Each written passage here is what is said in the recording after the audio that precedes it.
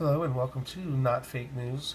We got a breaking news clip from Tucker Carlson. It seems as though both Tucker and this other gentleman, who I have no idea what his name is yet, both simultaneously fell asleep on the show together. Yeah, it's actually true. And he joins us tonight. Eric, thanks a lot for coming on.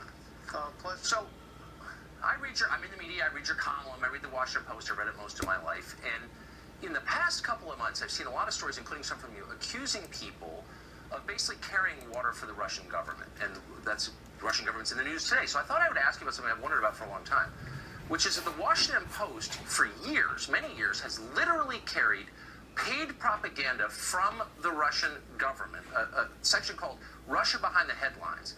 It looks like newsprint. It's designed to fool readers into thinking it's real. And it's pure propaganda paid for, distributed by the Russian government, with stories like, we're doing a great job in Crimea.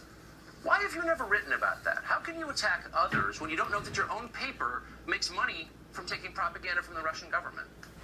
I think that's a really good question. I wish you told me you wanted to talk about this, but no, those inserts are interesting. They are. Why didn't you write about them? That's a good question. I think, I got a lot to write about, but I am interested in that topic. I appreciate you bringing it up. But it's your own paper. But hold on. You cover the media. Yeah, I'm sure he appreciates I it. do cover the media. And I believe there are several newspapers that do run these inserts. I think China has one as well.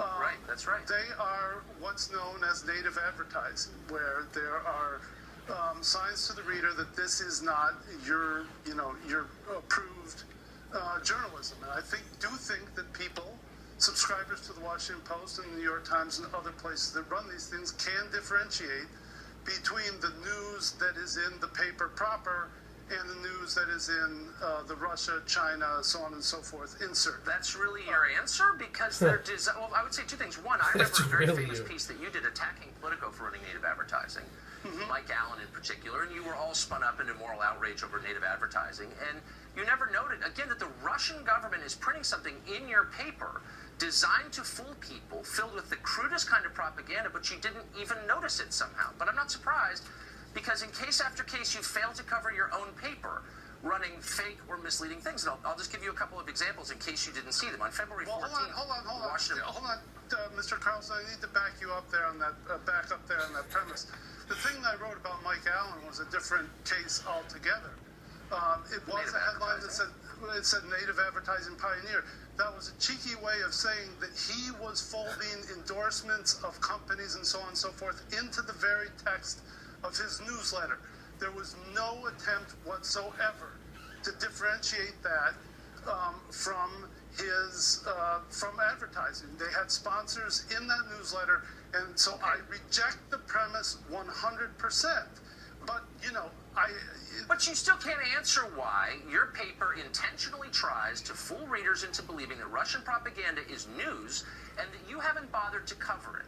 And your job is to cover the media. I think that's what it says in your column. But again, February 4th, your paper reports that Steve Bannon, it is true, Steve Bannon drives over to the Department of Homeland Security to advocate for Trump's executive orders.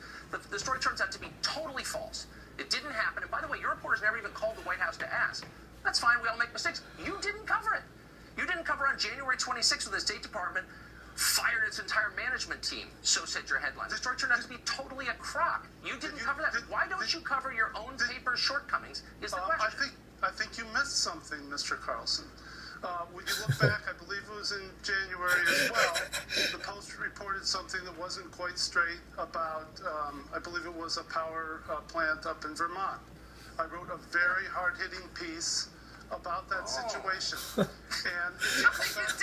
No, you didn't. I read the piece. You want to read what you read? What you wrote? By the way, two of your reporters reported that the Russian government broken into and hacked the U.S. electricity grid. They were wrong. You said they were wrong. You never bothered to talk to your own reporters, presumably in the same newsroom that you're in. And here's how you ended the piece. Did you not read my post on that matter? Not only did I read your post, I just reread it about 10 minutes ago, and you did not interview those reporters in there. You said that the paper wouldn't talk to you. I pushed for an interview with editor Marty Barron. the story What about the reporters who was wrote very the piece? critical of the Washington Post, and I would note. Was it? I would Was it? note. Because here's the last Here, line, wait and I'm one quoting. second. Wait 1 second, Mr. Carlson.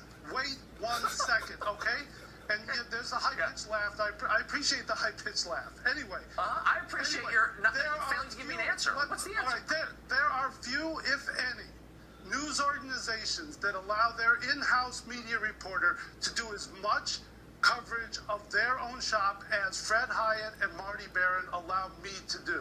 And I'll cite you a few examples. Then you just declined to do it? Is that what you're saying? They allow you, but you out of cowardice refuse to? Like, what are you saying? I did a story about, I don't know how many months ago, about the failure of the Washington Post to get diverse professionals in the higher ranks of the paper. I also broke the story within the Wow, Washington good for you. But you're not answering my questions Excuse about me, why you did. excuse These me. are real stories. No, They're not no, about no, diversity I in your newsroom. I am And you answering didn't it. interview the No, no. reporters who wrote the story. And then you end with this. The missteps mar an otherwise spectacular run for the Post. Now, when you write something that brown-nosy, do you feel guilt? No. Do you feel like I'm doing my job as a hard-hitting Excuse media me. reporter? A spectacular run Finish. of my own publication, my own employers? Finish the Post, Mr. Carlson. Read till the end, please. That's actually that's the Read end of to it. the end. Read the entire last paragraph, please. That's the Is end, is that man. where you interview the editor who assigned the piece, the reporters who screwed it up? You get to the No, question I of would how it ask- happened? Oh, that wasn't I in don't the have piece. it in front of me. Because I you don't were have it in afraid front to of me. track it down because you worked there. No. And I will continue. I also broke at the Washington Post the story of how, this is a few years ago, the advertising side of the paper was putting the arm on the magazine Yeah, you're a regular Jimmy Olsen. to push content in a certain direction. You tell Was it Russian me, propaganda? Oh, you missed that You story. tell- Well, you you're tell me. quite the sleuth, aren't You you? tell It's actually me. in the paper when Okay. you open it up Listen, in the middle of it. okay. Just so you know, there's this company here. There's something between them. It's not just a normal Tucker Carlson, whooping someone. This is a little bit more personal. So Tucker's really hitting him with deep cuts. Mr. Carlson, did you do anything on Brett Baer's report that there would be an FBI investigation related to the Clinton Foundation? What did you say? No, but I think This guy actually has his hands on his hips while he's sitting right now. that you Hold did. on, Actually, hold on. Eric, No, I let think me that you talk. did. Let me talk. I'm Let me not talk. the self-described media reporter. No, I'm just let a, me talk. I but don't you're cover the talking media. about- You do. Oh, yeah. Well, you cover media every single day. I watch you. You are everybody on Fox News covers the No, I media. think that's your- This that's is your the job, vocation Eric. of Fox News. Listen, Right. Mr. Carlson, I want to ask. Well, you would know what did because you- you're a little obsessive about Fox News, I noticed. You've covered Fox News in the last 10 months 23 times more than MSNBC. Now, look, you've got a political agenda. You're a lefty. No. You're angry about politics. I get it. But No, here's my no. question to you.